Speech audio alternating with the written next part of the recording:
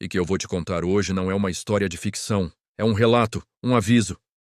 Por anos, trabalhei como técnico de radar em uma base militar remota, um lugar que não aparece nos mapas. Chamávamos de o ponto cego. Nosso trabalho era simples: monitorar o céu 24 horas por dia, 7 dias por semana. A maioria dos dias era monótona, vendo apenas voos comerciais e satélites. Mas algumas noites eram diferentes. Tudo começou com anomalias. Pontos no radar que se moviam de formas impossíveis. Aceleravam de 0 a milhares de quilômetros por hora em um instante. Faziam curvas em ângulos agudos que despedaçariam qualquer aeronave conhecida. No início, pensávamos que eram falhas no equipamento. Calibramos, recalibramos, substituímos peças. Mas os fantasmas, como os apelidamos, continuavam a aparecer. O protocolo era claro: registrar e esquecer. Qualquer menção a esses eventos fora da sala de controle era estritamente proibida. Meus superiores, homens de semblante duro e poucas palavras, diziam que eram fenômenos atmosféricos ou testes de drones secretos. Mas nós, os técnicos na linha de frente, sabíamos que era mentira. A tecnologia que víamos na tela estava décadas, talvez séculos, à frente de qualquer coisa que pudéssemos conceber. Uma noite, em particular, mudou tudo para mim. Era uma madrugada fria e sem nuvens. Um único ponto surgiu no radar, vindo do espaço profundo. Não estava se movendo como um meteoro ou lixo espacial. Estava desacelerando, como se estivesse escolhendo seu ponto de pouso. Ele parou diretamente sobre a base. O silêncio na sala de controle era total. Podíamos ouvir o zumbido dos computadores e nossas próprias respirações aceleradas. De repente, o alarme geral soou. Luzes vermelhas piscavam por toda a base. Pelos alto-falantes, uma ordem codificada que eu nunca tinha ouvido antes foi anunciada. Significava bloqueio total.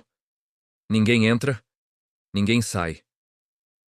Olhei para o meu supervisor, o Coronel Davis. Seu rosto, geralmente uma máscara de calma, estava pálido. Ele pegou o telefone de linha direta, falou em voz baixa e, em seguida, desligou. Mantenham os olhos no céu, foi tudo o que ele disse. Mas o objeto havia desaparecido do radar, simplesmente sumiu. No entanto, lá fora, algo estava acontecendo. Ouvimos o som de jipes militares e caminhões se movendo em alta velocidade em direção ao perímetro leste da base. Através das janelas blindadas da sala de controle, vimos holofotes cortando a escuridão da noite no deserto. A curiosidade me venceu. Durante uma troca de turno, em vez de ir para o meu alojamento, desviei por um corredor de serviço raramente usado. Eu precisava saber o que eles estavam escondendo de nós. Consegui chegar a um ponto de observação elevado, uma antiga torre de vigia que dava para o setor leste. O que eu vi lá me assombra até hoje. No meio do deserto, iluminado por dezenas de holofotes, havia algo. Não era uma aeronave.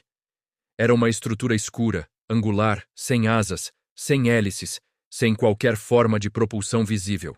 Tinha uns 30 metros de diâmetro e pairava a poucos metros do chão, emitindo um zumbido baixo e vibrante que eu podia sentir nos meus ossos, mesmo à distância. Soldados formavam um cordão de isolamento ao redor do objeto. Eles não pareciam agressivos, mas sim reverentes, assustados. Uma rampa desceu silenciosamente da parte inferior da nave. A abertura era escura como o vácuo, e então algo emergiu. Não era humano. Era alto, esguio, com membros longos e finos. Sua pele parecia brilhar com uma luz pálida e interna. Não consegui ver seu rosto claramente, mas a forma de sua cabeça era inconfundivelmente não terrestre.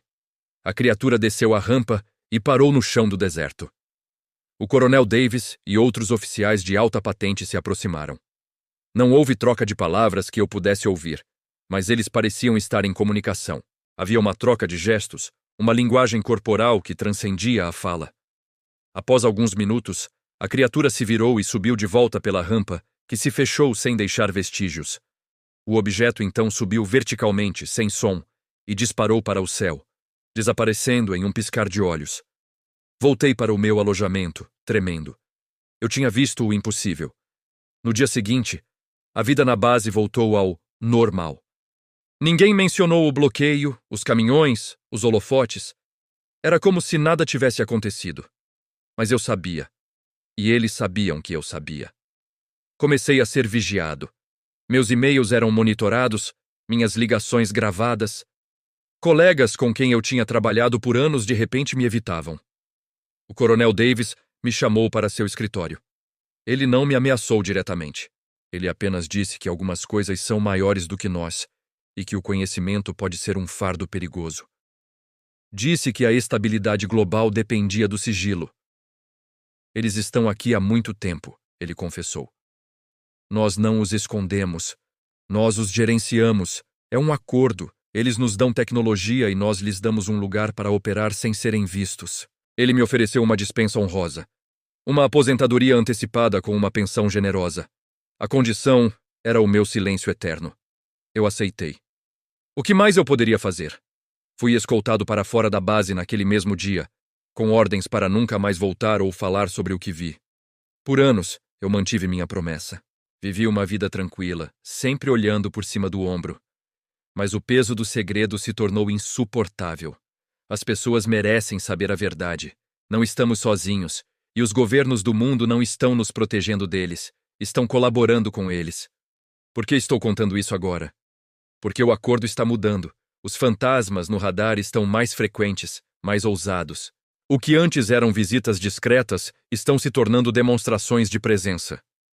O que quer que eles estejam planejando, a fase de sigilo está chegando ao fim. O ponto cego não é apenas uma base militar.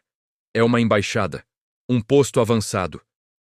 E eu temo que não sejamos mais os anfitriões, mas sim os zeladores de uma propriedade que já não nos pertence.